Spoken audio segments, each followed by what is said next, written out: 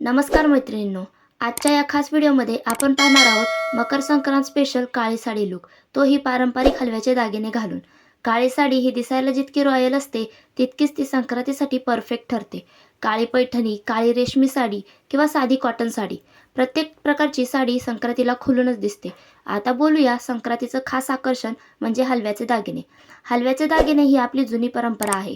पूर्वीच्या काळी हलवा, तीळ आणि गूळ यापासून सुंदर दागिने तयार केले जायचे आणि संक्रांतीला आवर्जून घातले जायचे. हलव्याचा हार, कानातले, बांगड्या, मंगळसूत्र, स्टाईल दागिने हे सगळे दागिने खूपच साधे पण तितकेच सुंदर आणि पारंपरिक वाटतात. काळी साडी आणि हलव्याचे दागिने हे कॉम्बिनेशन खूपच युनिक दिसते. हा होता मकर संक्रांत स्पेशल काळी साडी आणि हलव्याचे दागिने लुक. तुम्हालाही हा लुक ट्राय नक्की करा आणि संक्रांतीचा आनंद डबल करा. तिळगुळ घ्या, गोड गोड बोला. मकर संक्रांतीच्या हार्दिक शुभेच्छा.